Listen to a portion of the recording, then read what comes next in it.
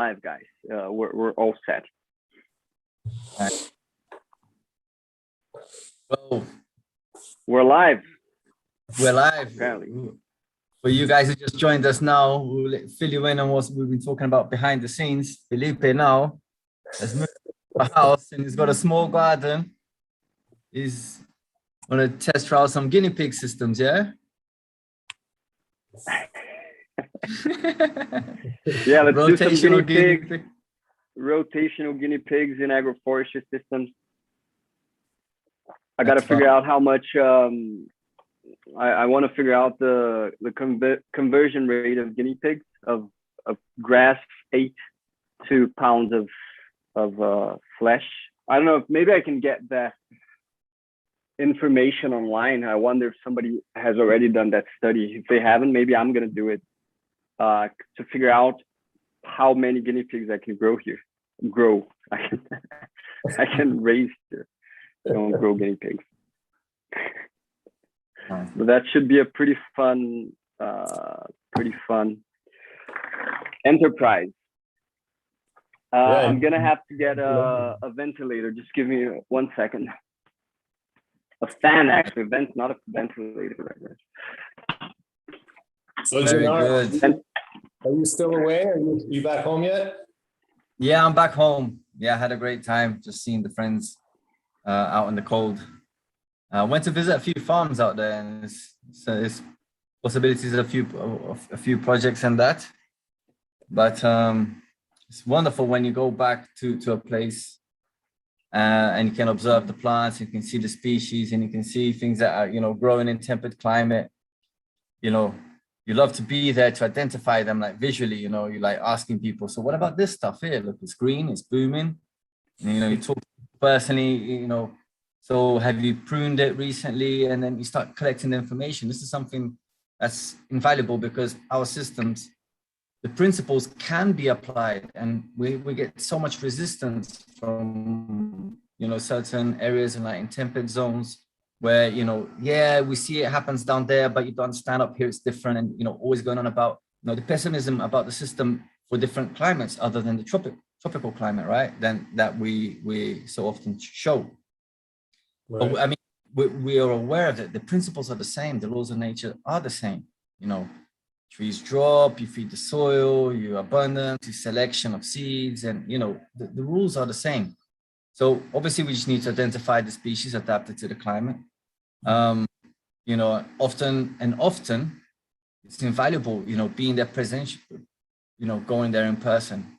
Sometimes we're online and we depend on the person. We have to tap in. So what are the species that you see in your local area? We try to get that out of people. But once you're there, like when Felipe and I went to Portugal, we were there a week early. We're walking around in all the parks. We're observing the trees. We're driving past fields. We're looking at the bushes that are growing roadside. We're thinking outside the box. This bush here, no one's used it in agriculture, but you look, it's behaving really well. So I can use this species to function as that, as that tool for me in the system. And, we really recommend that go locally, believe in the system, go locally and observe for yourself what's going on.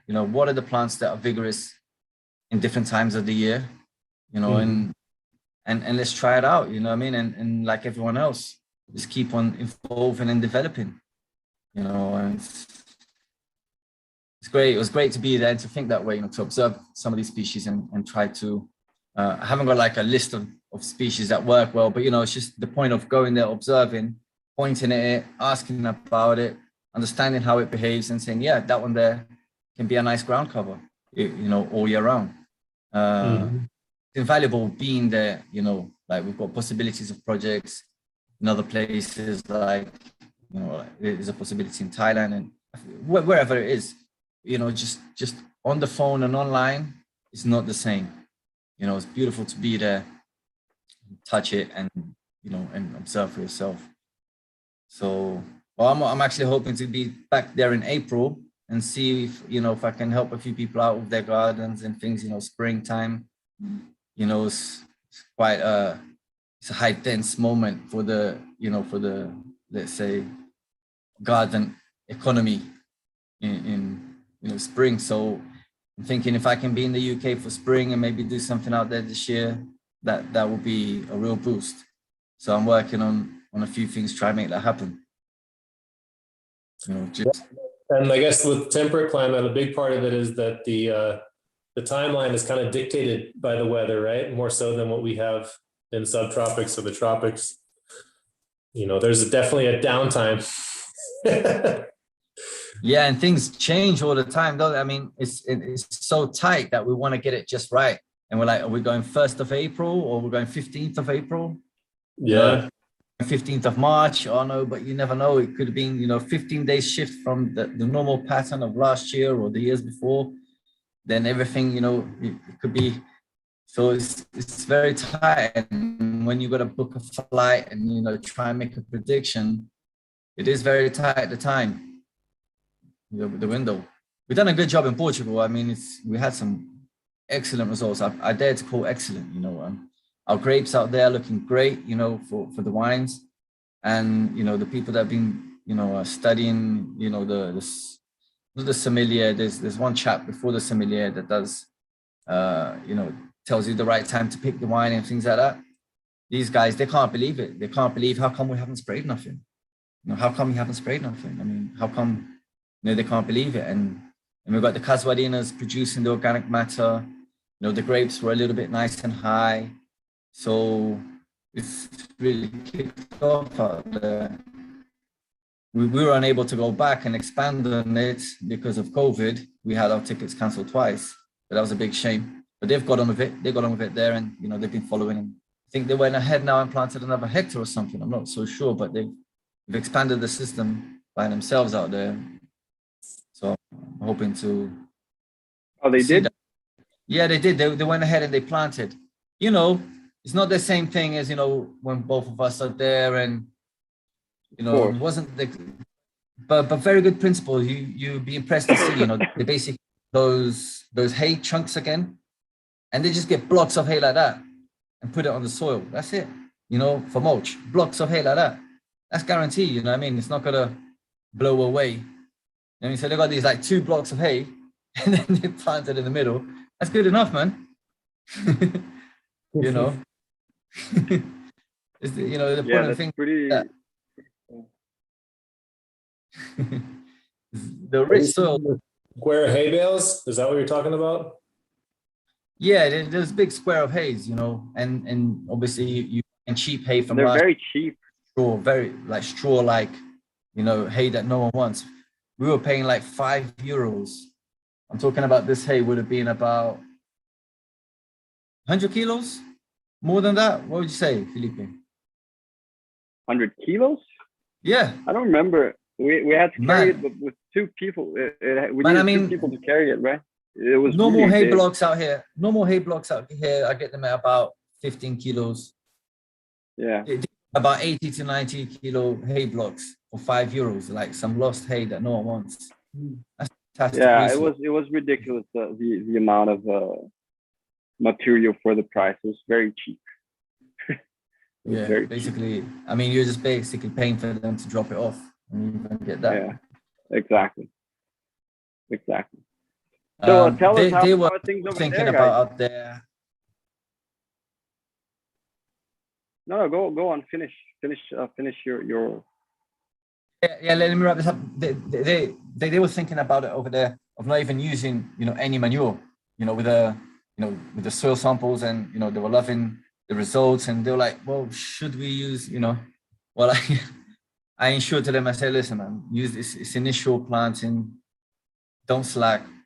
Make it. Buff it up. Make it. What I mean? Bring in the manure. Even though everything is nice, you gotta be using that up, with the initial crops. And so they were even questioning whether they should put in manure, but I was like, no, please, this fertilize everything for real, because it was quite tricky collecting the manure. We had to go personally and collect the manure from the guy's farm. It was not like someone deliver you a truck. Yeah, exactly. That's it. So tell us how things are over there in Florida. what have you guys been up to since we last talked? Well, we're in the middle of our winter time. We're actually, tomorrow is supposed to be our coldest night or coldest morning of the year, I think. Probably the coldest we've had in maybe 4 or 5 years. So we're getting ready for that. You know, a lot of people freaking out. People We're gonna get some how do you call it? Frost, right? Yeah, probably. Well, it's going to be really windy, so I don't know if there'll be much frost. But it'll be nice and cool. It'll be cold wind, so I think having a dense planting and having wind breaks and being in the right location is going to kind of show up, hopefully.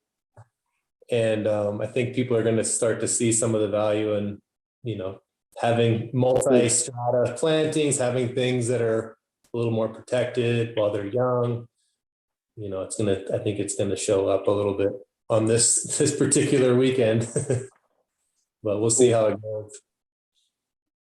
But a lot of people, good. the mango trees have already flowered for a lot of parts of the state, so I think a lot of people are going to lose, you know, their first flowers. More than likely, they'll rebloom, but you know, not every time. It depends on what happens. But that's what's happening right now. Other than that, we've got a few projects, new projects or continuing projects, and just kind of enjoying the cool weather. We can get a lot of work done without sweating to death this time of year. So we're trying to get that. And I really want to try to design my year to where, you know, we have a labor season, and then I really want the hot part of the year to be mostly harvesting and pruning and just kind of be reasonable with, you know, makes sense. what we actually do outside. So I'm trying to plan my year where we're really heavy this time of year, and then we can kind of lighten up a little bit. I've seen a recent video of yours where you guys, you know, you made those round beds in Labelle. Mm-hmm. Is that your site, or was that for a customer? Was that your? That was for a client. That was the design I did like 2 or 3 years ago, and that design was inspired. He was inspired by another project that I did with Green Dreams before that, and he wanted something like that in the design, and I really had to struggle to make it to have, you know, linearity and also have round at the same time. So I came up with the corridors and lines, but rounded with round corridors and yeah. And they absolutely love it. It's Sure. everything we wanted. Actually, I was out there yesterday. We were adjusting their irrigation because they have one of their neighbors has a bunch of cows, and there's a bull that comes in, and he comes in and he licks the valves on the irrigation and opens the valve irrigation. And he's done it 3 times now. He'll just flood out the whole place. he's And thirsty, so isn't it? Someone needs to give this bull some water. So they had to take all the handles off the valves because the bull keeps licking them open. Well, that's the least of your worries. I mean, if this bull came in and he ate all the banana leaves, that would have been, you know. Yeah, no, they didn't do any damage to the planting. The planting still looks pretty good. We do plan to come back in there when the cold's when we have less chance of cold. We want to put in more seeds, and we do want to overseed the pathways. I think we're going to do some kind of big cover crop planting there. But yeah, it's a good project, and that's the project that can expand. He has a lot more land, so if he sees results that he likes, we could go quite a bit further with that project. Very cool, man. That's pretty good. I see it there. Just reflecting upon it, if you're cool. I see it there how you separated all the fruit in different, you know, like these type of mangoes on this line, these type of avocados on this line. So all sections organized. So you come in, you do your harvest, and you organize your pruning through the sections and everything. With the bananas, how you've done it similar, we're putting the bananas the different bananas and different lines. Now I was just thinking, how much of this banana was intended to be pruned, or they all for fruit, or is there some, what are you cutting back and mulching with? Because if if it's intended for pruning, then there will be a variety, so maybe if I was to plan to put a banana in there for pruning, then maybe every other banana will be the variety intended for pruning, if you see what I'm saying. In all the lines would have this banana that is produces volume over then the type of fruit it would produce, you see. So it's the only thing I'm thinking about, because I value the banana so much as the mother of the pruning system, especially because we've got the droughts. I suppose it's probably not the same for you guys, the demand of that wet, banana as a pruning tool, if you see what I'm saying. Yeah, absolutely. And, one of the big challenges that I have, or we have, is designing and implementing a system for someone else, and them having their own ideas of how they want to manage things and what they want things to look like. And, I feel like another part these of guys will probably is having to solve all the problems at the same time, and, learning which variety of banana grows best on that site based on their soil. And, we don't have a big culture of banana growers here. We're still learning a lot of things here. That's why I have such a large collection at my place, and I'm trying my hardest to whittle it down and find the winners.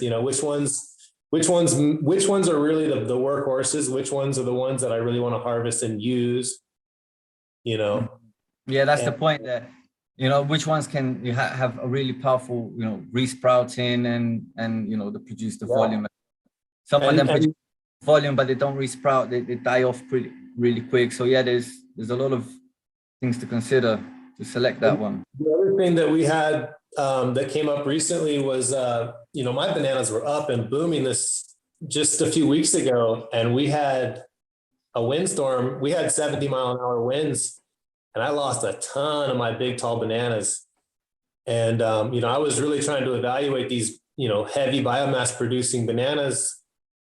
And a lot came down, a lot of heavy rapid bananas. And I'm still trying to deal with all the bananas. And, you can look at it as, well, that's okay. It came down and I'm using the material, and then that's what we did. But, we're really, for Florida with tropical storm probabilities, I'm really looking at these dwarf or semi-dwarf type bananas just as what can stand, what can actually stand. And then I get to choose when to prune rather than, any old storm comes through and knocks it out. When is hurricane season over there? What time of the year?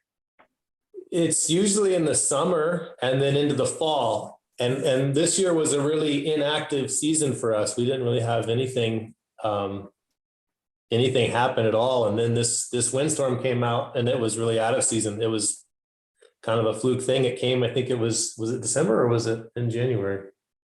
It was December 21st. Yeah. So it was just before Christmas. Yeah, that's right. Because my parents were visiting. And it was way out of the season, but it was basically almost hurricane force winds. And that's, I got to see a lot of bananas handle it, but the ones that were holding heavy racks and that were up and big, those all got knocked out. That's a pity. What about the sugar canes? Sugar canes all going to the ground, because you guys got a few canes out there, right? Yeah, we had a decent amount knocked down. A lot of the stuff that fell, and if it broke, we just broke it and kind of put it back into the earth. And then we started harvesting all the leaners, and we've been juicing that and selling the juice or freezing it. We started making vinegar, sugarcane vinegar. Mm-hmm. And wow. We were going to, like the last time we talked, we were going to try to do some distillation, and then we realized how much you need to to get alcohol, and we kind of backed off from that. But the vinegar we still have a use for. So now we've got batches of banana vinegar, sugarcane vinegar, and then I'm doing pineapple. I'm using all my pineapple skins to make vinegar too. So we're kind of playing around with that. Right now. have I told you about? Have you tried making pineapple juice from the skin? But I mean pure pineapple juice, not blending it in water. No. This is one of the best things I've ever done in my life. You just get the pineapple skin pure. You don't add water or anything. Yeah. You shred it to pieces. I just use a food processor. Shred it to pieces, put it inside a thin piece of cloth, and just squeeze the juice out of it. Mhm. It's unbelievable. Yeah, pineapple skin is Unbelievable.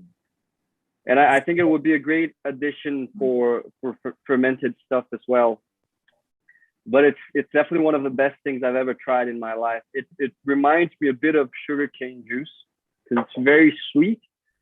It's got a bit of a sting from the skin, but it's delicious, man. It's really amazing. And then it makes you happier in always taking off a bit of the flesh when you skin the pineapple. You know, you're not, whenever you skin a pineapple, you want to, take as little as you can from the flesh.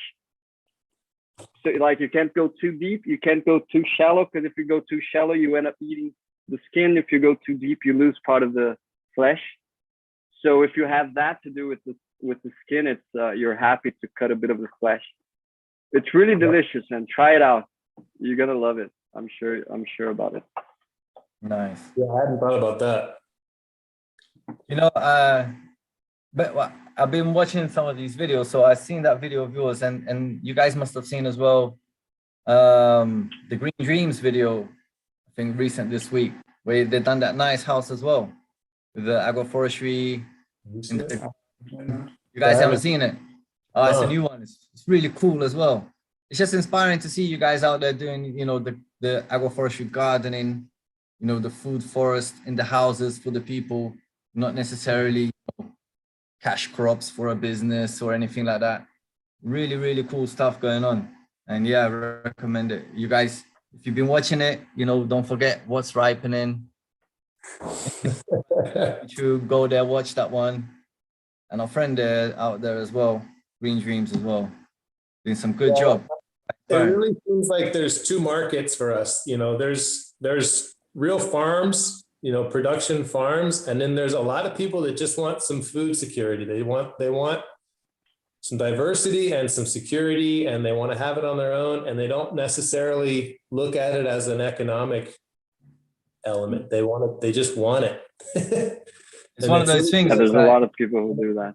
Is the way that you treat the land and the way that you approach the design. I think it changed, and we've talked about this all the time. How do we move from, the homestead farmstead type, feeding themselves and their friends into this is a model that you could go lease land and run with it. We're still working on that, actually. Yeah, this is a tricky part, and the way I like to go about it is, because when you're doing a garden, you can just go as complex as you can, because you're not so worried about the investment. You're not so worried about how much management is going to take, because it's small. Like you can easily, like if you consider the cost that the owner might have if he needs to make some sort of adaptation, or if he needs to thin out some tree because it's not well positioned, it didn't work out, whatever. Like it's just his garden. It's no more than a normal gardening. When you have acres, dozens of acres or hundreds of acres, anything that goes wrong in the sense that it ended up being more complex than we can manage. So now we have to fix hundreds of acres. So that's a bit of a problem. So what I like to do is I when I'm doing commercial larger scales, I always start from the simplest possible situation. So like I get monoculture and I take 2 steps, let's add 2 crops and that's it. Later we can think about adding more, because this is already a huge leap in system sustainability. You know, if you're doing 3 crops, that's 3 times more than a monoculture. You know, so my rule of thumb is I try to think ahead of me. If is this system, can I easily delegate functions to the people who are working here? Is it easy to train them? Can I come here and train a worker in a couple of hours and he's going to be able to do most of the operations? Or is it something that I'm going to need to be here like every month because there's going to be something different to prune, something different to do, all of these small decisions. So we have to see, you know, how many decisions need to be made and try to simplify that as much as possible. And that's the way I like to approach it, you know. And many people, they come to me with all these ideas of doing a gazillion things. And I said, do you want to make money out of it? Do you want to? Yeah, I dream of making money out of it. So I said, forget all about that. You're going to have 1,000 square meters of a complex system where you're going to get your food. The rest, we're going to simplify. Choose a main crop, and we're going to do everything to benefit that main crop. And that's that. You know, you can have, I usually give people 2 main crops. That's it. You can have 2 main crops. That's as much as I'm confident that we can manage. More than that, I think it starts becoming a lot more complex, you know. Even if you think about, and this is something funny because there are many people who studied with Ernest, and they like to go very complex because Ernest talks a lot about, you know, we need to have all of these succession of species and everything. But if you talk to him, he says, look, I produce cacao. Everything I do here is for my cacao. My crop is cacao. So he always chooses the cacao over any crop. If any crop is damaging, if it's shading too much, he doesn't have to think much about it. You know, he's doing everything for his cocoa. So and this is very important for decision making in the future, because there will be these tough decisions. If you don't have a very clear hierarchy of your crops, you're going to be in tough spots all the time. So I always think of those things, you know. Can you create standard operational procedures for that system? Because if you can't, it's going to be very hard to delegate functions to the workers. Yeah, and I think you were saying about simplifying and just adding 1 or 2 things. One thing that bounces into my mind every time is just managing whatever the ground cover is, you know, just improving that grass and figuring out a way to cut it and place it where it should be. And I think that especially for larger farms, like, you know, here we have flat land and, you know, everybody's got a tractor. Why can't you cut it? Why can't you cut the grass and place the grass versus just cutting it and then spraying under the trees? You know, things like that, I think is a low hang, not literally, but it's like low hanging fruit. You know, it's just something that could be improved incrementally. But I totally agree. You know, especially here, like having, you know, I have a block of mango trees. I have a lot of other things going on. You know, I've had people ask me, why don't you plant, you know, sugar apples or, you know, whatever other type of fruit? And the answer is always, well, by the time the mangoes are done, I'm done. I don't want to be harvesting anymore. I want to do something else. You know, I want to have a time where I'm not doing that. I want to have a time where, you know, and part of it is lifestyle design. And I had a client recently that, you know, we did, you know, like you said, like 1,000 meter or whatever it was, really diverse system for them. And they said, okay, we want to do an agroforestry system. And we went through kind of a questionnaire meeting with them, and we couldn't come up with any real goals. And I said, well, let's not do it. If you don't have something that you know you want, if we don't have anywhere to focus, let's wait till we do, and let's focus on getting your food security there, and, you know, leave that open. That area is open. It's always going to be there. But yeah, if you don't have intention, then don't just go spending money for no reason. It's one thing if you're doing all the work yourself, but if you're hiring someone like my company to come to come. You need to have an intention, you know, you need to have a reason for it. A way to measure success, you know what I mean? Exactly. Yeah. You know, this is, yeah, it's interesting you brought this up. I've been designing this new consultancy scheme because I started feeling exactly that. You know, I got way too many clients that don't really know what they want, and I try to help them out, but they're just completely lost. And so, and then very often what would happen is that I would maybe, you know, design a small project for them. They would start implementing. They wouldn't worry about having any technical assistance or anything. Anyway, and it would end up not going forward. So and actually I started working on this a week ago or 10 days ago. So I'm trying to design consultancy programs, right? So the idea is like, you're not paying me for a day or for my hour or for a specific, no, we're gonna do a program in which I'm gonna be having many meetings with you, like every week or every couple of weeks, depending on the stage of your project. And we have very specific goals for each stage.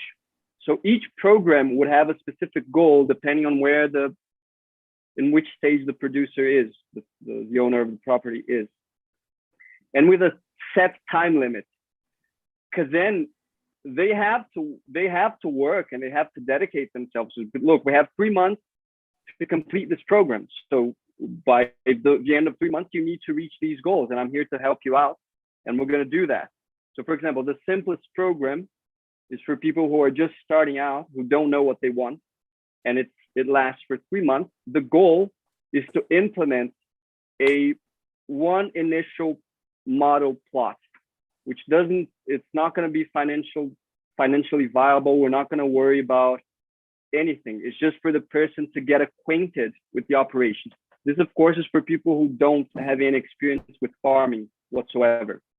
It's just for them to get acquainted with it. And then in program 2, the idea is to understand and calculate, and then we start working a bit with numbers. Actually, in this program 2, the person already we have to define a goal. Like, oh, I'm going to produce tangerines. This is going to be my main crop. Like we need to set that. Otherwise, the program is not going to be completed. And the idea then is to expand from the first model plot.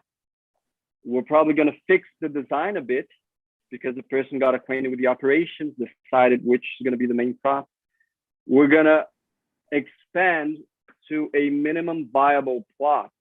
Like, look, with this plot, we're going to define the size based on estimations that we run. And you can already start paying the bill of the operation. You're not going to have any significant profit, but this is a model plot that's already viable, and you can just multiply it afterwards. So I don't know, it could be half a hectare, it could be a hectare, it could be a couple of hectares, it could be 10 hectares, depending on the operation. And then next stage is just expansion, you know, then let's just start expanding. And after that, we start playing with enriching the system and getting the system more complex. You know, okay, we have the farm occupied with the system. What can we do to make each square meter more profitable now? Should we add some animals to the system? Should we add some fruit trees? What can we do? So I don't know, it's just something I'm trying out. And I just got my first client for this program a couple of days ago, but I've presented it to a few people already, and people they really like it. I think it's going to be very interesting because I think it's important to design methodologies. I had been feeling that this was lacking in, at least in my work as a consultant, you know, like a clear path, a clear journey that the client can take. So you need to identify and where the person is, what steps the person needs to take. So yeah, I'm pretty excited about that. I think it's going to be pretty interesting experience. Yeah, that sounds great. one of the things that when I first started, when I was working with Green Dreams, it was always this assumption a client would call us out for a consultation, and it was assumed that we or I would be designing their whole property after the one consultation. And that was a really good experience to do. I do not do that anymore. I don't even offer design anymore. I say, design, that's an ongoing process. What you need is ongoing consultation. And we can get to the point where we put it on a piece of paper if that helps.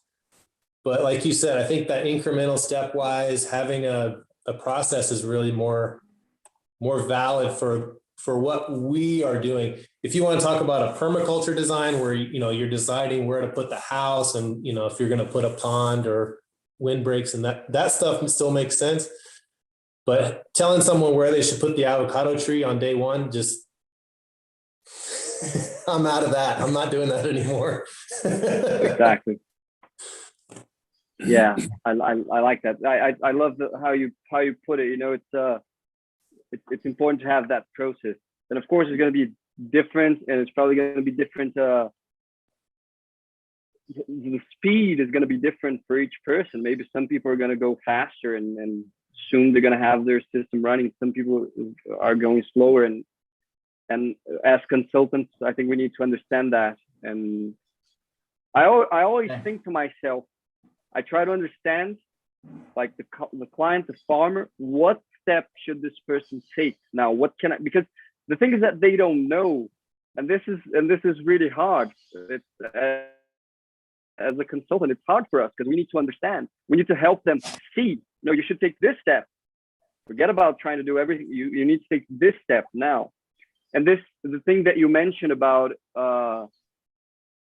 getting monocultures and just improving their management of spontaneous vegetation, that's already a huge, like a huge thing. I think two things that make instant difference in monocultures is working with cover crops properly.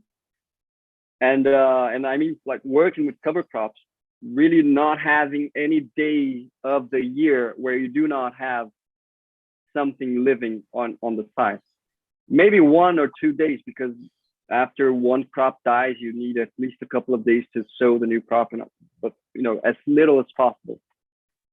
And adjusting nutrition, that's huge. That can already make a huge difference. And it's instant, right? It's instant.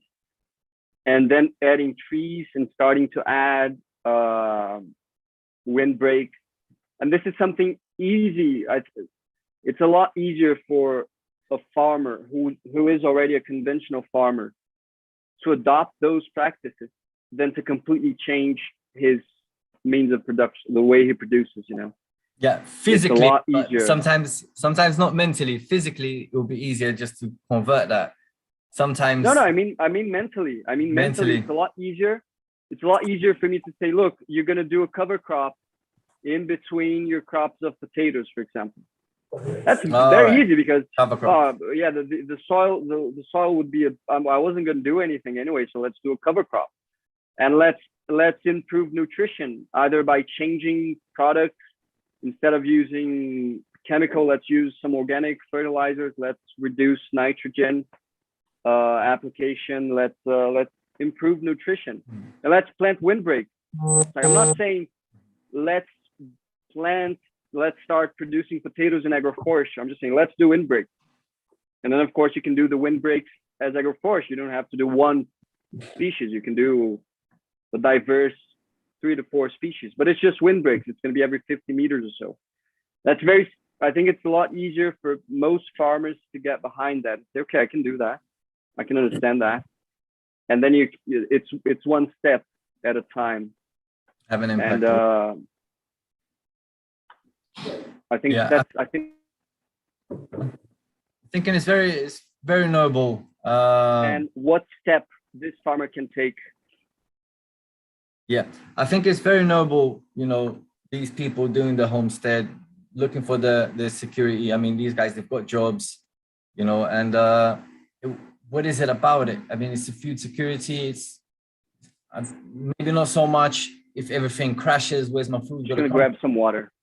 Maybe where it's like just some guarantees where you know where it's coming from today, not when everything crashes. You know, I know that this is, you know, there's no pesticide, you know, knowing where it comes from, it's probably key to people each day more. And a very important question that I was asked back in 2011 when my first agroforestry course was how many percent of what you produce, of what you consume, do you produce? How many percent of what you consume do you produce? And I just sat there like, I come from the, you know, restaurant business. I was like, well, you know, zero, straight zero, and everyone around straight zeros. You know what I mean? But that's a good place to start. You know, trying to realize how many percent of what I consume do I produce. That's a wonderful place to start. And then, you know, start putting targets from there. Where my first target was, you know, 80%. I mean, my first target was 40%. First, I want to 40% of what I consume, I want to produce, you know, and I set out, it took me a few years because I had to learn how to plant and realistically, you know, me and my family until we could say, all right, 40% of what I consume, you know, I produce. I probably at one stage went up to 80 when I was producing vegetables, high vegetables for the market. And that was like, you know, high flying sense of feed and things like that, that certainly did drop as well. But it's one of them things, what is it that attracts the people? You know, it's very noble for them to want to have the food, plant it, get to know about the system. And this is something that we need to really help people when they're clueless. We'll try to help them. If they're still clueless by the end of the meeting, then you're like, right, I'm not doing it. But, you know, this is a very interesting question. You know, put people on the wall and, you know, how many percent of what you consume do you produce? And then that sets people off on a mission, like a lifelong mission where they, you know, it might take them a few years to reach their first goal and the second goal. And how much of it as well is knowing what you're eating. So great potential, right? Great potential for food production as gardens in people's homes. It's loving to see that. Yeah, and more people are able to make money from home. You know, a lot of everyone's found out that you don't have to be in an office in a big city anymore. You know, I think we're having a big shift out to the country now, and it's probably had started a while back, but I think it's intensified in the last couple of years. And yeah, as long as people can get internet, they can keep working and they can spend all their, you know, what would have been traveling or going to buy clothes for work. Now they can spend it out in the garden or, you know, improving land and enjoying the sunshine. And I think that's part of the dream. Exactly. Major shifts in COVID times, major shifts. A lot of people being kept at home on their online thing in their apartments, but a lot of people being kept at home in their farms, or they've gone out of their apartments looking for the farms. In the neighborhood that I live in, every single piece of available land was bought out in COVID time.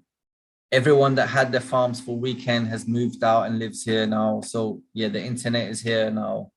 So people doing their computer work, or even like you said, people looking to make their livings from home, not only, you know, intellectually online, but in the fields every day more, you know, living off the land, which is basically my main goal. So I got my 6 hectares. I want to make my living, you know, I want to get, you know, make my wealth from my land. I want to produce my income purely from my land. And well, what a mission. So Gennaro, for you, you've been at your property for a little while now. How long have you been there? Yeah, it's 10 years now. 10 years now since I purchased the property. Exactly. So would you say you are far enough along that you could, for your neighbor, or a neighbor down the road, you could give them a system and say, I know how much you're going to make. I know how long it's going to take. And you could actually give someone a pretty good idea of a model for your zone? Yes, I have my conclusions. I have my conclusions already, solid conclusions. A lot for grass systems. You know, I speak with a lot of property when I talk about grass systems. You know, like, designed the whole system nearby here recently, and it's booming. It's, you walk past it and you can see people walk past it like, that looks like a Gennaro grass system. You know what I'm saying? There's a little bit like, there's that characteristic already where people like saying, oh, that looks like a Gennaro grass system over there. So, I've been, especially with my elephant grass and cutting it short, putting it double lines on the borders of other beds and things like that.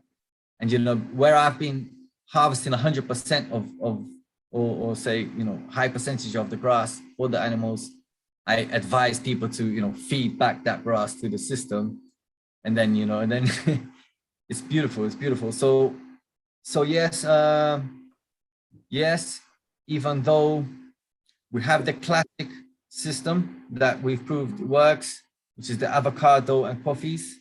It's the classic for our region, with whatever works around that. But with the, if I'm gonna start a system, then I'm gonna dense coffee and I'm gonna put the avocados in every 6 meters.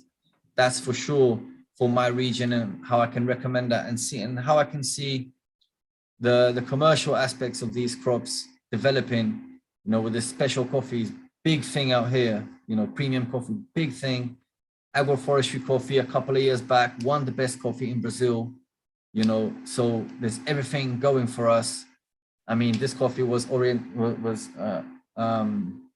result of a consultancy of my friend here, my neighbor, Homulu. So he done his consultancy in another state, but that coffee was the champion. So we can see, but then you do the maths and you're like, oh my God, avocados are so much more profitable than even the coffee. So then, you're dribbling for coffee, but you have to put the avocado, it all makes sense.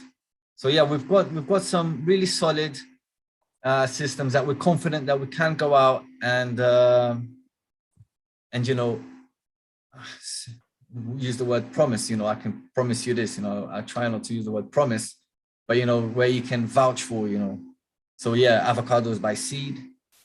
In the last few years, 2 or maybe even 3 years, 80%. I'll make up that number. 80% of all the avocado that I've sold have been for projects. For seed. I mean, such a market, everyone just wants to plant by seed, or I'm doing the projects. I'm like, no, you got to plant this by seed. And it's not like I'm trying to sell them my avocado, but I end up selling all my avocado for seed production. Like all the pulp just goes to waste, just to pig or anyone, because we want to plant it in the right time. So we're not so much guacamole you can eat that week, when you open a couple of 100 avocados. But just, so the avocados and the bananas and for grass systems, we're very comfortable. I cannot say the same about the vegetable system, which is the one that's mostly taught, the one that's, that's everyone kind of starts with. It's the placenta plants, it's the initial stage of the forest. So it's very interesting to include those vegetables. You've fertilized everything, and those vegetables often serve as service crops for your future trees, so that they're servicing. So everyone kind of goes through that, planting the vegetables, and they kind of learn that first. It seems interesting. You get that first result back, and you see your vegetables with very little time. Your lunch table's full of color and everything from things that you've homegrown. But it's the labor maths that I cannot guarantee. It's the market, the waste of that vegetable, that goes off really quick. That kind of maths I cannot guarantee. It needs to be really tied up. You need to be very efficient with your labor, very efficient with your sales point. So, with these aspects, I'll advise that more if you're in a home garden, if you're in a homestead. Obviously there are systems that will devise for vegetable production, where we'll have, service crops for your veg and producing. So we can advise on that, but it varies quite a lot, the situation for labor from place to place, or even from farm to farm. What I see, maybe it's low wages or it's high wages. For someone else, they might think that's really low or that's really high. And, it varies so much that it's not so solid. It's not a foolproof plan. You know, if you don't have the guarantees of that labor cost, that labor, the training of that labor, the guarantees of the consistency. So I think with vegetable system, labor is a big variant, and it's very difficult for you to guarantee, isn't it? Human being efficiency. So it's a little bit more tricky when it comes down to vegetable. Very easy to sell. If you say, look, you're going to produce this much veg, you know, you were going to waste this money to put only tomatoes. Now you put all the stuff in it and you've multiplied it by 3. You've made 3 times more money. It's very easy to sell. But in reality, if that vegetable doesn't become concrete sales in the market, but then, or if you're not there to harvest that day and you've missed out on all those tomatoes because it came all in one go, if it's for your home production, you know, how much did you really consume of that tomato in one go? I think it's quite dodgy to pinpoint. I like that. I like that. Felipe style. What? Water, cold water or red wine? Last night's. Well, it's water, man. It was wine once. Yeah, today's a weekend vibe. I've helped myself. Jesus turned to have a little. Turned water into wine. I turned wine into water. That's more believable. So that's a great question. So how do you guys feel about that, Matthew and Josh? You know, with you know, you've got mangoes, you've been in mangoes for a while, and you know, what's really rock solid, you know, that well, we all know that, man. It's selling banana pups to Alaska. Never gonna forget that. There's so much of it. Market in Florida. So much of it we get excused for, you know, it's experiments, you know, we're developing technology, we're trying this out. So, but you know, the same question you done to me, what is it? You've got your conclusions that, you know, works really well, that you can confidently advise people on now as a crop. And it's I'm still in the process of trying to simplify. And the one of the challenges I have is that, you know, most of my clients that they come to my farm and they really get excited about mangoes. And most of them are really pushing it because they're further inland or they're further north. And it's risky to make that the model. You know, if you really are trying to make a commercial enterprise, you can't afford to lose a whole year's crop or 2 years crop. You know, you gotta have it every year. So I'm also working with people that are in the right zone, and you know, we have those types of clients too. But you know, the standard around here is citrus. There's citrus, there's tomatoes, there's melons. There's a few other things that are grown commercially. I would love to be able to get into citrus land and work into that, but it's a different type of client that I haven't really hooked up with yet. The only one that I've done that was a citrus grow, we removed the citrus because it was already dead. You know, I'm looking forward to it so much to see one of you guys do a citrus system. You know, I remember growing up and drinking all my orange juice from Florida. It was all those orange juice from Florida. All the way in the UK is all that Florida orange juice and oranges from Florida. And now we hear about all the dead trees and, you know, things that when, you know, things didn't go the way planned, that it wasn't sustainable. But I am sure we are so confident that, you know, and people are like, no, you can't do oranges out here anymore and things like that. You know, there's so many pests. And I'm like, oh man, let's get an opportunity. Let's do an orange system out there. Let's you know, just show people that, you know, it's orange land and it can be again. And, you know, the funny thing to me is, you know, we had a meeting with one of the largest, probably the largest citrus nursery producers. And the funny thing is that they produce citrus, eucalyptus, which they use for windbreaks, and now they're starting to do bananas, and they have a few other things that they grow. And Josh and I were joking, we're like, they already have the consortium. They're just not putting them together. They're just putting that's them all. What it is. I said, man, if you just put all 3 of those things in the line, you know, there may be a couple tweaks there, but that's a really good start. You already have all the material you need.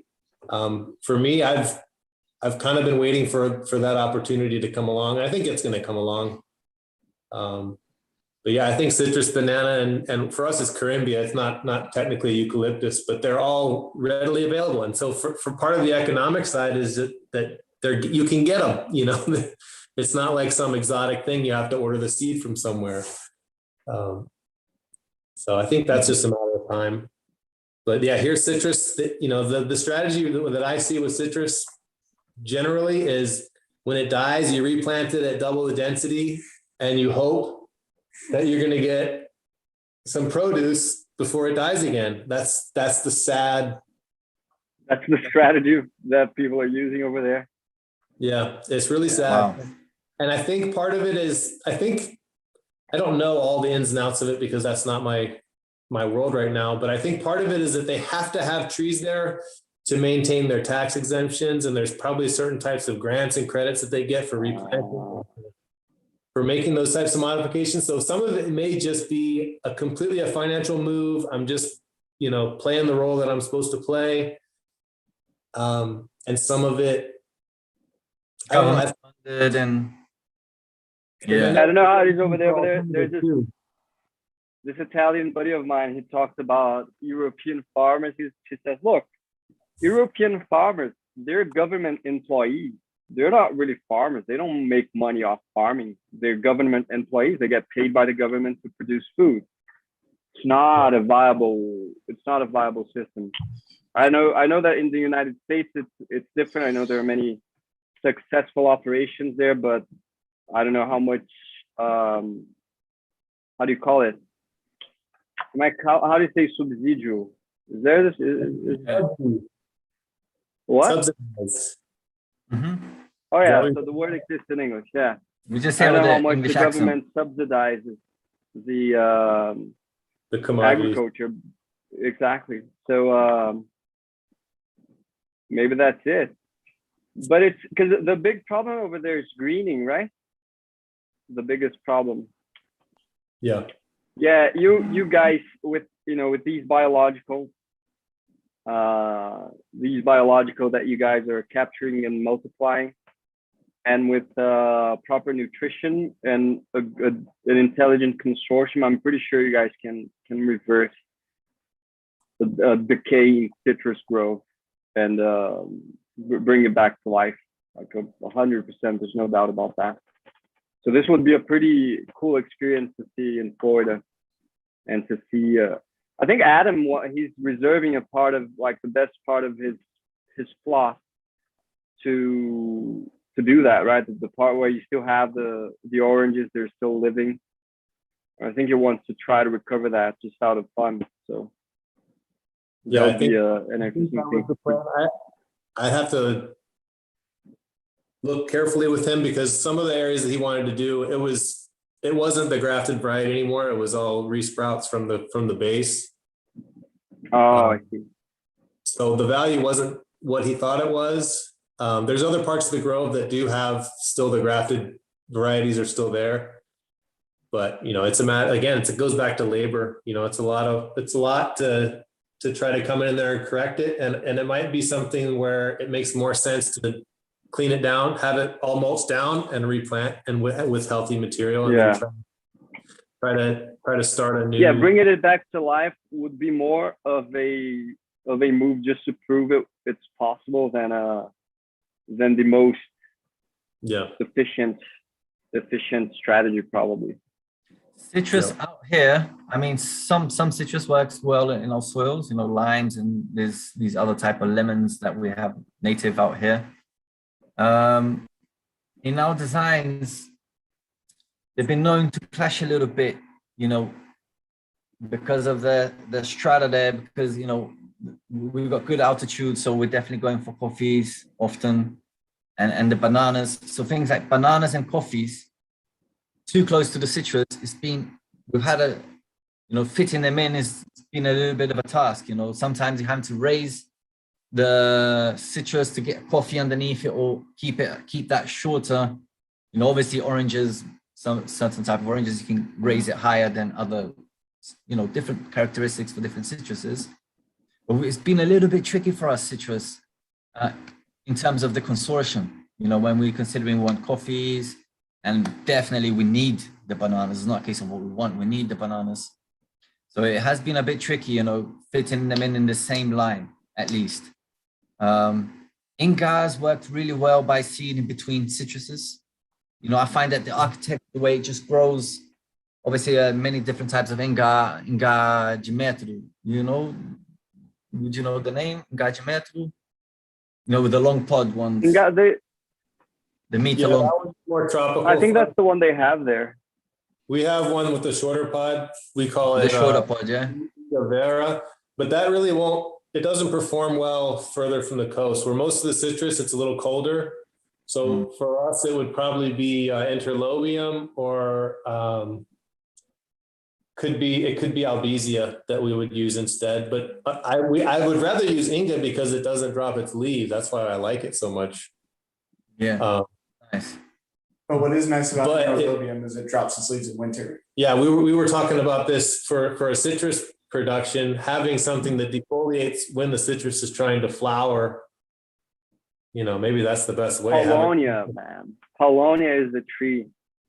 Yeah, but it's so windy. The Paulownia just it just snaps. Oh, there's that. It doesn't handle the wind. The Carimbia does quite well. Eucalyptus, you'd have to What prove about the eucalyptus. Casuarina? Casuarina is pretty well adapted to wind. I think you'd probably get arrested if you planted that on a farm, but we do have, I'm looking out my window at Casuarina across the street. But it's definitely demonized here.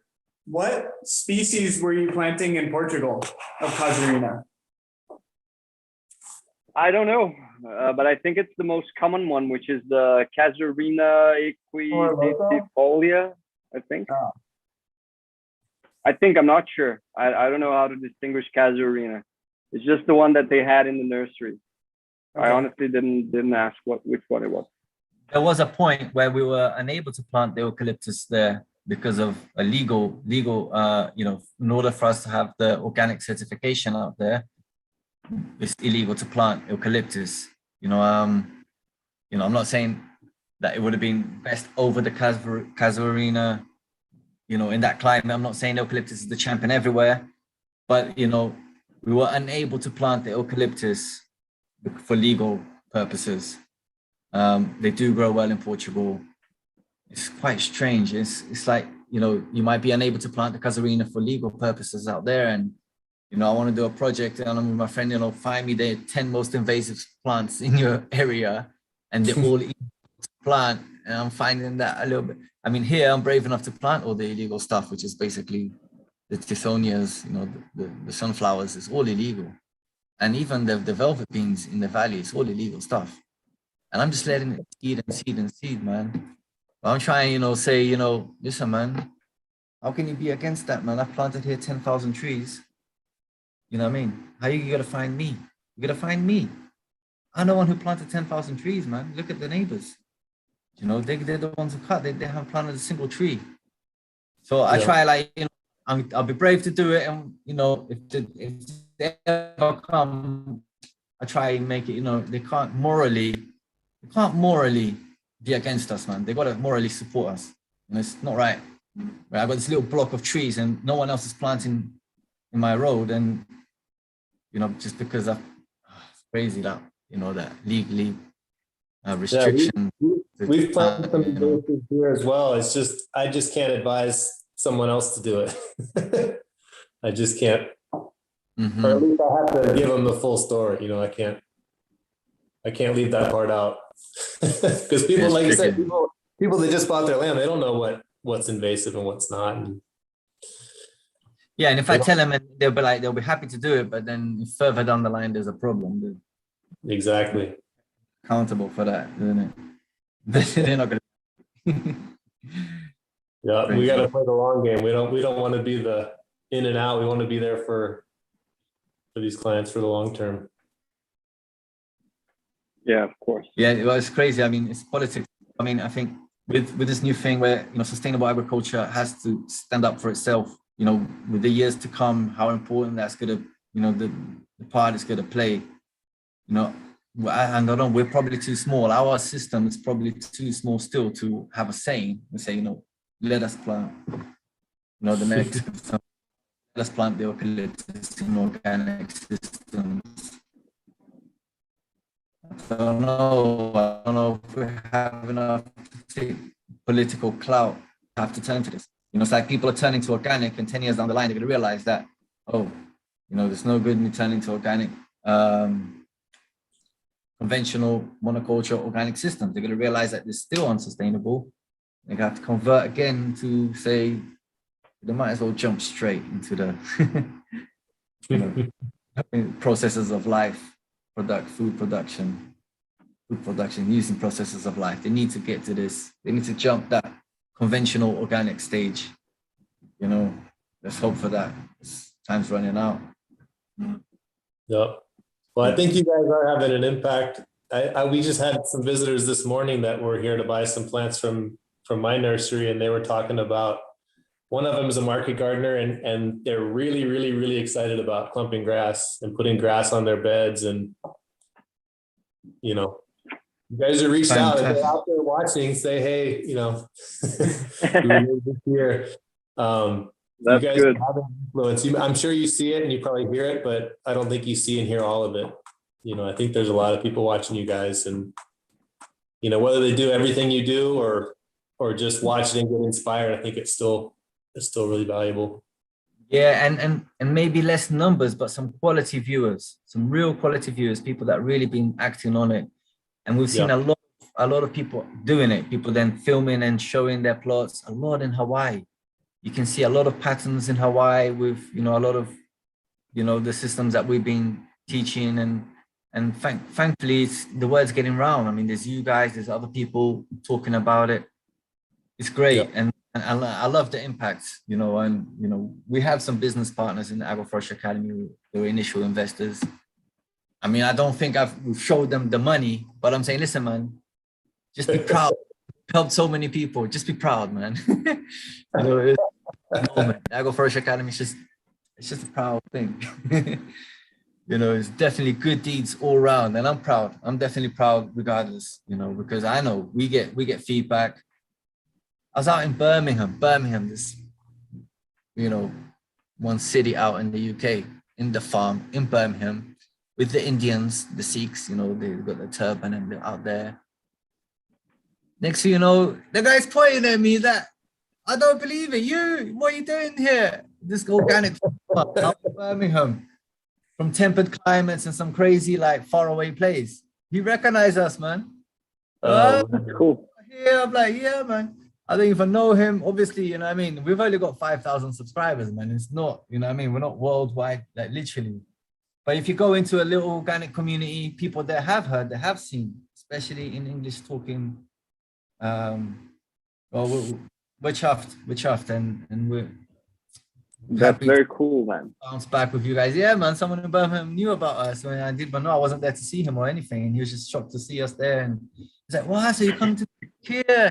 He was going to leave the farm, and when he found out that we might go do some work there, he was like, "Oh, you know what? I don't know if I'm going to return the land now," because he sub-rented. It just seemed like exciting moments.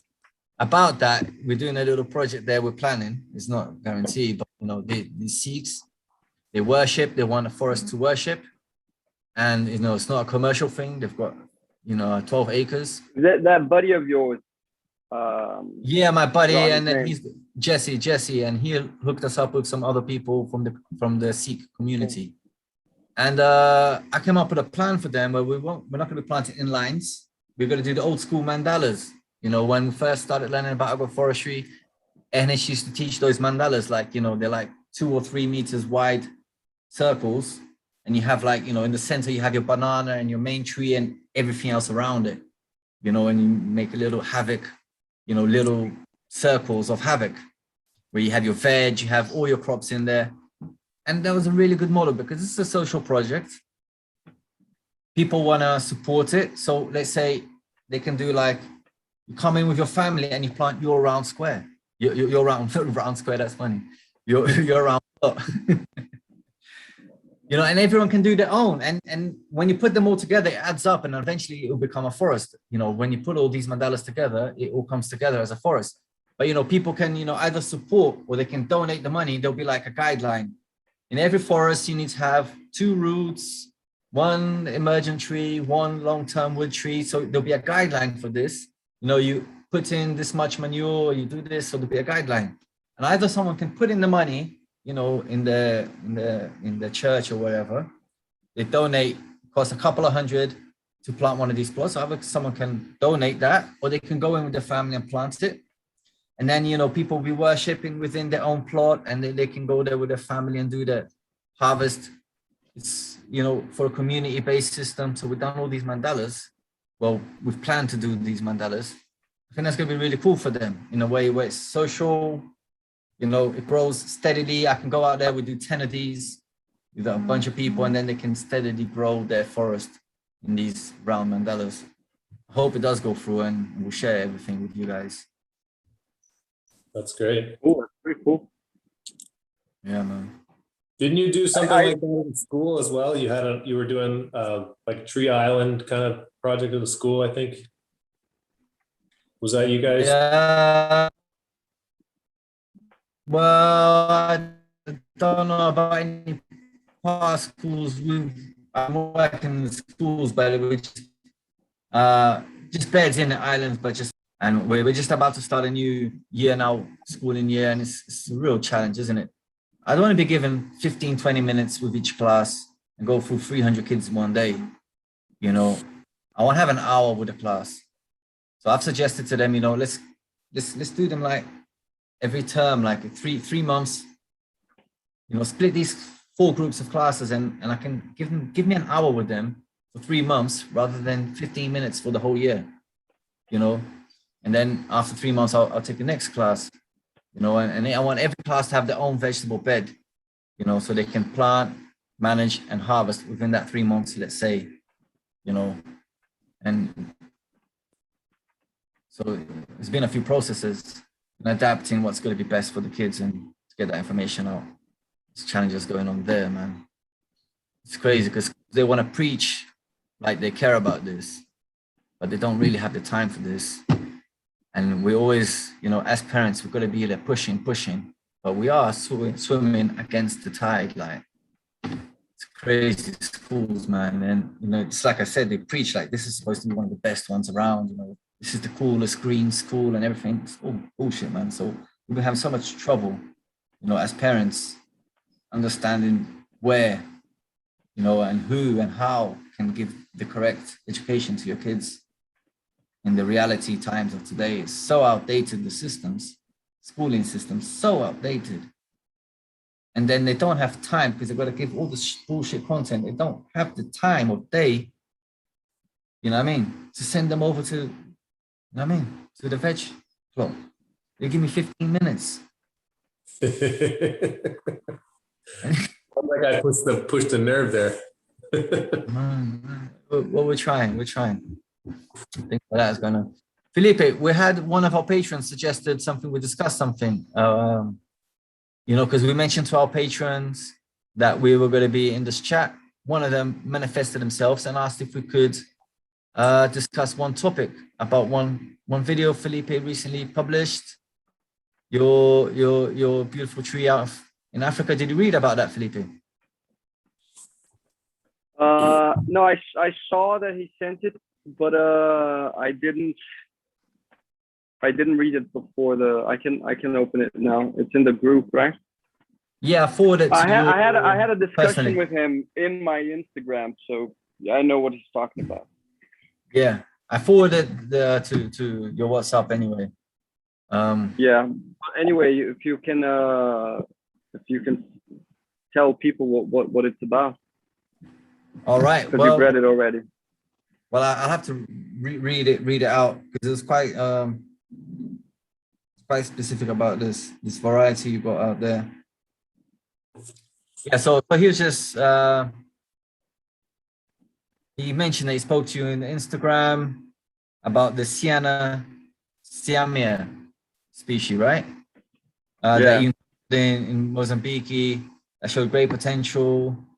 The question is, could you guys have a discussion about the following subject? Here goes. The species in the IG example is a known invasive alien species in several countries, hence its agroforestry potential. Unfortunately, up to now, based on information on the website of the CABI, which is a good source of research and knowledge of invasive species, the impact and control methods, it hasn't yet been recorded that CMI has a negative environmental impact in the countries where it's reported to be an invasive species. So he's saying, what is the negative impact? Is that what he's asking? No, it's illegal. I think. What is the negative just environmental impact? No, I think the idea is to discuss the use of these invasive species in agroforestry. I exchanged a couple of messages with him in Instagram, talking about that, and because I posted a picture of the species saying it was one of the most impressive species I had ever seen. And I don't remember exactly how it went, but he said it's an invasive species. I said, yeah, that's the one we like the invasive one. And then he was talking about, yeah, but that can be a problem, right? I said, yeah, well, of course it can be a problem. Everything that has a great potential usually has a great potential for both sides, And even I don't think much about environmental problems because I think that nature is always changing. I think we can have logistical problems both in like in urban areas and in farms. And one of the big problems I see with even in agroforestry is people plant stuff and they're unable to manage it later. For example, how do you call it? Mexican sunflower and black velvet beans and all of these species. If you don't have the more powerful the species, the harder it is to manage, the more on time you need to be. So it goes back to that idea that we were talking about earlier in terms of commercial systems. Whenever you go to commercial systems, you're not always looking for the most efficient species you can find. You need to, it's a balance of how much operational power you have and how powerful the species is, because it's like you don't give a Ferrari to someone who can't drive because he's going to kill himself. So you need to understand what you can actually manage and what you cannot manage. And I see that many people in agroforestry, they run into this mistake because, oh yeah, let's get the most powerful species. Well, are you going to be able to manage that? Can you prune Mexican sunflower every 15 days? Really, are you able to do that? Maybe you are, maybe you're not. So it's trying to find like the optimal balance, and it's always about optimization, right? It's never about maximizing. It's always about optimizing. This is something that we have to understand. Farmers, not only farmers, I think human beings in general, we always think about maximizing stuff, but we have to start thinking about optimizing. So the best plant is not necessarily the one that produces the most biomass, the one that resprouts faster. That's not necessarily the best. It's simply, you can only say, oh no, that plant is the one that produces most biomass. That doesn't mean it's the best. It's the best if you can capitalize on that. By capitalize, I don't mean to make money off it necessarily. I mean to use it. Because for example, if the resprout is so fast that you're not going to be able to prune it again in time, it's going to start having a negative effect on your field. Is that what you want? It's not what you want. You want your field booming. So it's a matter of finding the most optimal species that synchronize with your capacity to manage your system. And that's really hard to do, to find that perfect balance, but it's very important. That's why when I'm working with commercial systems, I usually take a couple of steps back in terms of the complexity of the system. Like I go to a safe spot where I know, no, this is guaranteed, it's manageable. And then I can take gradual steps into making the system more complex. There are some systems which if I show to, I post pictures, I don't have a problem with that, you know, but people will see, like I posted a video recently of the system I was doing in the semi-arid. It was just prickly pear, man, with pigeon pea, soil completely exposed, and the mandacaru, which is another cactus there. But this is how much people there can do. This is how much I can advance with them. You know, it's what's possible, and it's already better than what they do. If I tell them, look, you're gonna plant black velvet beans here in the middle and Mexican sunflower, and you're gonna do a row of guinea grass in between your rows of prickly pear. I know the field will be abandoned in 6 months. That's not what I want, you know. So we need to find that balance in each situation. That's what I think about these great species. But I know they have the biggest potential there is if you can feasibly manage them. Very well said. And just going back to one of the first things you said was not necessarily it's a problem for the environment, it's a problem for the logistics, it's a problem for urban flux or whatever. It's not an environmental problem. And we will have lots of people that will defend it is an environmental problem. We understand that if it's occupying that, it's the calling. It's there, it's producing, it's adapted. It might not be from here, but it's adapted to here. It's ready to produce abundance, and so on. And we've seen in many cases, we've showed it. I made a video recently about the Mexican sunflowers. Yes, it invades. As long as it's degraded, it's invading. But when it hits that dense forest, it doesn't go into it anymore. It doesn't go to where it doesn't belong. So it's doing a job very clearly doing a job. And it will go away once its job is complete. Now, I can very clearly see that in the Mexican sunflower. I can't say, you know, you say, oh yeah, but what about this species and that invasive species? I haven't got the answer to all of them, but the Mexican sunflower, I can clearly see that. I see it around. It's one plant that's around me that I can observe, invasive. And we see where it invades to. You know, where does it stop invading? As long as it's degraded and it's bare, it's doing its job. It's, you know, creating abundance.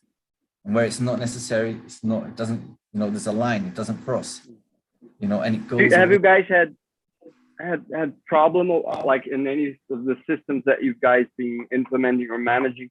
Have you guys ever had a problem of a species that's a bit too much for the operational capacity?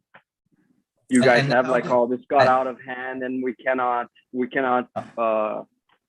cope with this, you know. And we're aware that a year ago as well, you planted the elephant grass as well, and will tell us a little bit about all that, because that was how we did the Napier grass quite a bit here.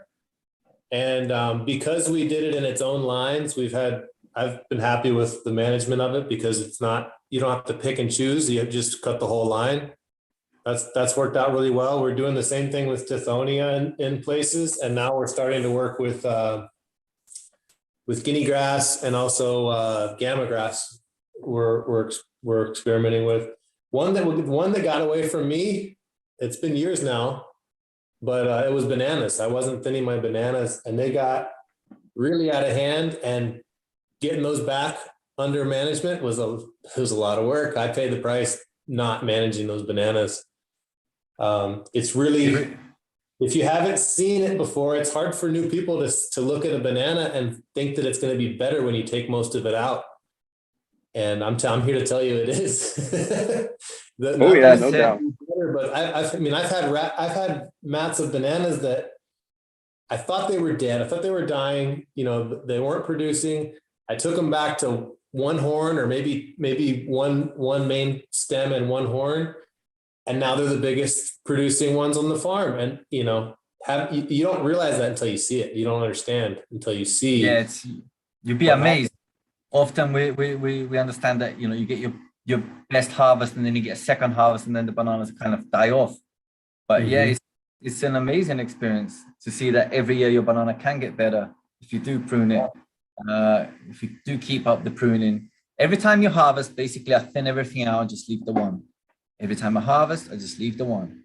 And 5, 6, 7 years later, we're harvesting better bananas each year. And I mean, when I started producing, I had a friend that does conventional farming. And it's like, the bananas, all bananas in Brazil are really, they're sick and they only last for whatever, 2 years. And you have to like move your banana plots around, or your conventional banana plots. They only have a certain amount of years before you have to throw that away and start in a new area. It's like telling me with all this conviction, that in Brazil, all the bananas are ill and, it's only going to last 2 years or whatever. And it's, man, 5, 6 years later, every year our bananas are looking better. Bananas that I didn't harvest initially, I'm harvesting now, so yeah, bring them down, feedback. And obviously bananas can be shifted out the system through overshading, through the system developing, and that variety is not there anymore because it just doesn't fit. That it does go away for those reasons. But then you see the ones in the borders that you've been managing and getting better, and also, again, when the systems do evolve, replace them. Some of them tall bananas that are falling over, maybe when you got a more developed system with more, inside the forest, that could be an option for in the future. We do that a lot here, where we introduce different varieties years into the system, where they're taller varieties now. Let's see about you got your hurricane, so I don't know, but going on. I've seen Napier grass. Some people who don't necessarily prune their Napier grass, I've seen it get pretty out of hand. And I've watched people, actually a lot of my original germplasm for Napier grass came from someone they planted a bunch of it and then they became afraid of it. So they took it all out and I basically graciously accepted it and distributed it from there. One thing I'm waiting to see Matthew work with is the black velvet beans. You've asked us a couple of times about in the grass corridors. How do you feel about it and everything? And slowly as well, I've started to love it. And I'm putting it dense in the borders of, like, I could do it in vegetable lines or tree lines. You just need to be there to prune it at the right time. Just before, cover nice those borders with I recorded the video today on the cane system that we've done. We've got 2 videos on that, and we've got the third one coming out. It's beautiful, the black velvet. Beautiful, the black velvet on the borders with the pigeon peas, really blocking off the brachiata, eliminating the brachiaria, no war with the brachiata, really. And just when it's going to close off, with the timing is very key, like we always going back to, just before it killed off but until it started having a negative effect on the cane, bring it all down, brachiatas all under control, canes coming up. I'm really excited about it. You guys keep an eye out. We'll probably be out in a couple of weeks in the channel. Nice. That's beautiful because we're doing it for a friend. His friend, he's from London. He's not really worried about the pennies at the moment, so everything perfect. Mulching to the max in the corridors. You love to see the perfect plot. And I love to see it, the perfect cane. I've never seen cane like this before. This cane plot that we've gone ahead with. Nice. By the way, Matt, I got your soil analysis, man. I actually have them open here, but I need to convert some units because you guys use some different units over there. And it's like some units are pounds per acre. And not only I have to convert pounds to kilos, I have to convert acres to hectare. Then I have to convert hectares to to cubic decimeters. So it's I'm gonna take a look at that. I'm curious to see what it looks like. Yeah. But I'll send you a shout out maybe tomorrow so that we can have a chat about soil. Are these ones recent or are they They're from last year, right? The end of last year. I sent you one from September. And that was the one that was combined with another project. There was 2 in one report. And then I sent you, we just had some done in, I think December. Yeah. And it was one testing out in the field, like in the, in the grass pasture area. And the other one was in the mature system. And the main difference being that the first test was during the rainy season, it was really saturated. And then this most recent one was after everything dried out. And also we did some amending as well. So we brought in some gypsum and we applied some sulfur and some chicken manure and azomite, languinite. Mm-hmm. I think that was most of it. And then he's been spraying every week too. So one of the things that we've been talking about is, doing our spray regimen. I don't know if we're going to see results in a soil sample because everything's going on the leaves of the plants, or most of it's going on the leaves, and it may show up better in some kind of leaf sample. We just don't have that. We haven't been doing anything like that. Things like boron deficiency or whatever. It might be that we're addressing it in the plant, but it might not show up in the soil sample. Oh, I see.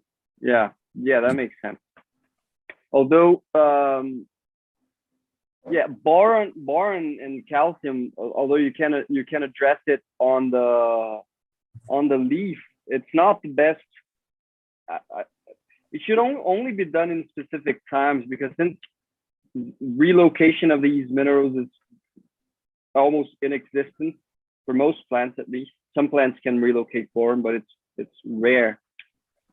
You can do that, but you should also be working soil, because the idea is that you need to have constant supply of that, so that because since it only moves in the xylem of the plant, so basically the plant needs to be absorbing it all the time.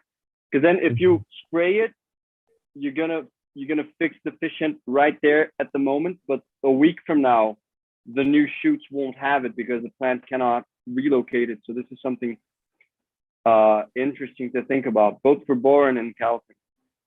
Now, I was really curious about, there is first this Tony Carnero farm, that Camaro this is your client, right? That's the one in LaBelle that we did the video with the curve line. Right. That was his before we it's started. Like no organic matter, man. It's like 0.8% organic matter. I've never seen anything like that. Well, They look like very sandy desert-like.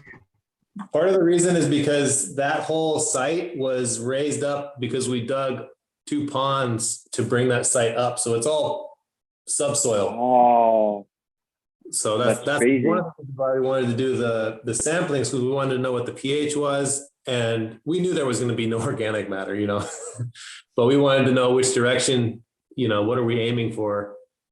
But we had to do that because otherwise this site was too wet yeah. I mean, he wanted avocados, he wanted this and that. And so, we had to make an effort with the earthworks. Yeah. Well, your site, on the other hand, has very high organic matter, which is pretty good, like 7.8, except for the Bermuda plot, right? But the part of the fruit trees and this grasses, it's like, yeah, the pastures 7% is quite a lot. Yeah, and we've used a lot of wood chips at my farm, so yeah, I've seen it. It just shows up. So. Yeah, pretty impressive. So that's pretty cool. Yeah, I'm gonna take a look at it later, and we're gonna exchange some messages about it. Yeah, I'm looking forward to that. I was really happy to see the pH change because we thought we had this alkaline situation that I didn't expect, and then it came right back down. So that was really good. Yeah, there's one which is 7.5, right?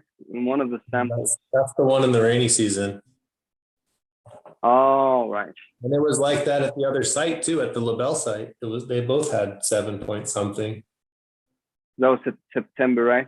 The other one is from January. Okay, that makes sense.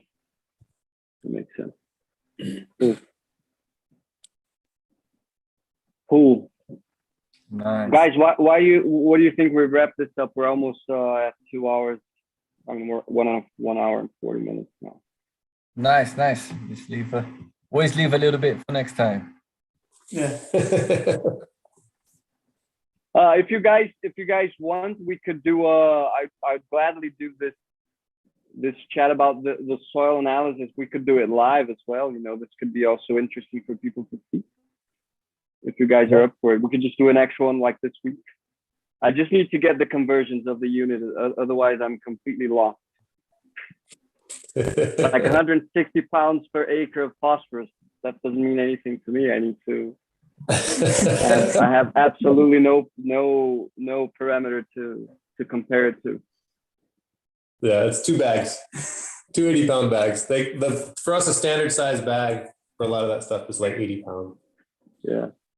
But yeah, we can do that. I'm gonna take a look at it, and then we'll schedule it one of these days. This week.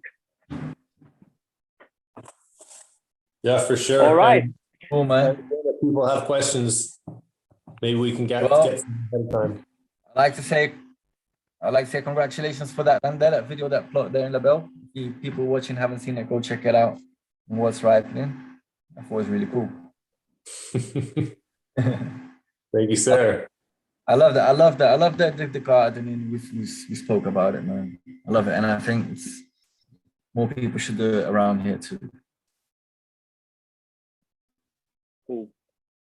I've done one really nice garden here, and this guy first in his garden. Wait, what? You broke All up a right, bit. man. At least for Everyone, me. peace out. Said, No, I said I done it at Lucy's house. We recorded that real big, cool. dense, this nice garden, this really plush, upmarket Yeah, that was pretty cool. neighborhood, and we got this savage fence. You guys looked after a little bit more ornamental, Nice. Cool. Got lots from each other. Cool. Thanks very much, guys. All right, guys. It's been a pleasure as always, and we'll see each other soon again. All Cheers. right.